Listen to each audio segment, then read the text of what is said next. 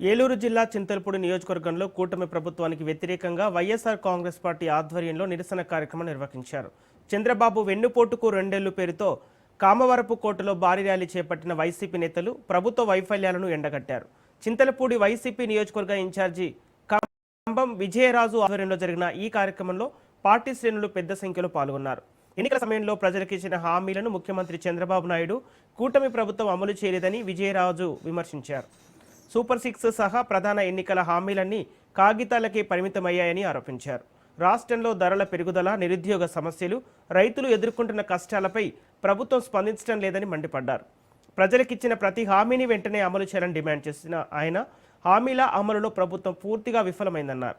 ఈ సందర్భంగా వైసీపీ కార్యకర్తలు నినాదాలతో ప్రభుత్వ విధానాలకు వ్యతిరేకంగా నిరసన వ్యక్తం చేశారు.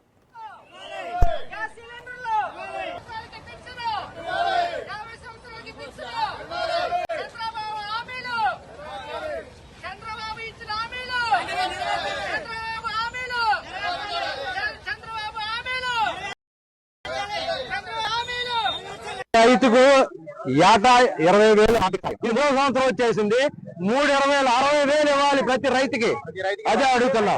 ప్రతి ఇంటికి ఉచితంగా ఏడాదికి 3 గ్యాస్ సిలిండర్లు ఇచ్చారా? ప్రతి ఇంటికి ఏడాదికి 3 గ్యాస్ సిలిండర్లు. ప్రతి మహిళకు నెలకు 1,500 ఇస్తా అన్నారు. ప్రతి మహిళకు నెలకు 1,500 ఇచ్చారా? అలాగే మహిళలకు ఉచిత బస్సు ప్రయాణం ఎక్కడి నుంచి ఎక్కడి దాకా ఇచ్చారా? ఓన్లీ పల్లి వాళ్ళకి ఇచ్చారు. కాబట్టి ఇలాంటి మోసపు మేనిఫెస్టోతో మోసం చేసి అబద్ధాలు చెప్పి గద్దెనెక్కిన చంద్రబాబు నాయుడు గారు పరిపాలించే హక్కు మీకుందా? చంద్రబాబు గారు నాయుడికి పరిపాలించే హక్కు ఉందా?